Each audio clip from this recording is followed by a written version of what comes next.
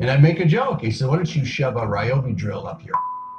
And I tweet right back, why Ryobi? Yeah, why not DeWalt? Why not? Why? And then I did, but that one was. It was a whole. He handled a whole hog with a half-inch. Makita, go with the Makita. But the guy wrote back. He goes, a better plumber. Yes, bro. but the guy wrote back. He said, "Sorry, I was having a tough day. I probably shouldn't have said that." So at least I had an interplay. Sure. Where did that come out of nowhere? This meanness. That was a clip from Adam Carolla and Dennis Prager's upcoming new movie. It's called No Safe Spaces. Comedy used to be the realm of liberals in America, but that has changed recently. Turn on any late night show. Humor is gone. It's dead. It's been replaced by suffocating propaganda and mindless, repetitive political correctness. Is that permanent? Can it be fixed? Can the country regain its sense of humor, its sense of art, its sense of dignity, really, and perspective? We had that conversation in part 2 of our interview with Carolla and Prager. Here's part of what they said.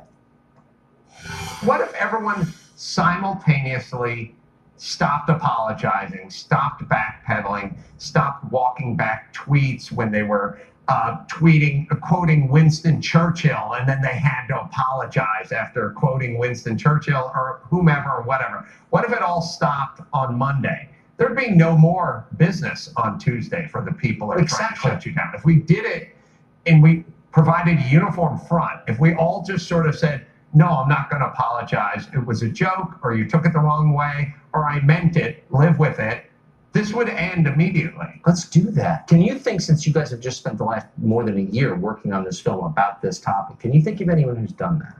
Who's, other than you all, who's just drawn the line in normal life, and I'm sorry, I'm not going to apologize for what I did. Donald Trump. Good point. And that's what drives them crazy. He just marches on, does his thing. Overwhelmingly, it has been good for the United States and the world. He has said some ridiculous things, even some bad things, fully acknowledged. Nevertheless, he does not apologize to the left. He is the ultimate nemesis of the left because he doesn't care what they say. And I have said often, I'm a religious guy, and I have said there is more fear of the left in America than fear of God. There's more fear of the New York Times editorial page than fear of God. And even if you're an atheist, you can acknowledge the truth of that. And that when you bust that fear, it's over. They wish that the fear will work. That's why they gather around your table and scream at you, because the previous tactic didn't work, so they keep upping it. But at a given point, it won't work, and that's the hope, that the American people understand there's a vicious cycle taking place on the part, not of liberals, but of leftists. In our film, Alan Dershowitz says, as a liberal, as a Democrat, as an American, as a Jew, I far more fear the left than the right. Yeah, I think most people do. So how long does this last? Well, I think there's also a quick addendum here, like a simple thing we could do. I think we're all guilty of doing it. I watch your show, I listen to your show religiously, even though I'm an atheist, and you guys do it, and I don't think it's unconscious, and we all do it, where you go, look, here are my thoughts on immigration, and then you stop and you go, Hispanics are great people. I work with many Hispanic people. I have no ill will in my heart toward Hispanic. And then you go ahead and talk about securing the border. Sure. And then you do this thing where you go, oh, it's a feminine issue. I'm married. I have daughters. I love them dearly. I don't abuse my wife ritualistically. Now, why do we have to preface everything with explaining, look, I'm not an arsonist, I'm not a pedophile, here are my views, I'm not a racist.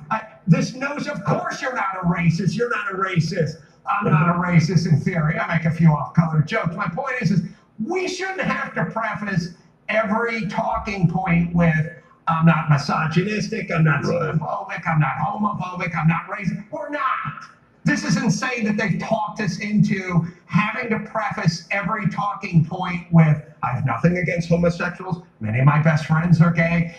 Dennis is a godfather to a homosexual couple. Now, that being said, let me give you my thoughts on gay marriage. This notion that they've talked good family people who've never brought any harm to any group, regardless of sexual proclivities or gender, age, or race. We've never done anything. Why do we have to start every every rebuttal to every argument with, look, I'm not homophobic, and I'm not a racist, and I'm not and then you explain you have a wife, and she, honey, are you here? By the way, this is good stuff. Anyway, you're missing a lot of good stuff. The point is, let's stop doing that. Done. Go right in Done. your talking I'm never point. doing that Go again. right in your talking point. You're not homophobic, and you're not racist, and you're not xenophobic. I'm not actually. You're not. Right. Yeah. You're right. Why do we have to prove that to Nutjob, who's arguing with you and who's got you on your heels because you have to make sure that they know you're not a racist at every turn? You just changed my show. From here on, I will not. Gentlemen, thank you. I can't wait for the movie. It's great to see you. Thanks.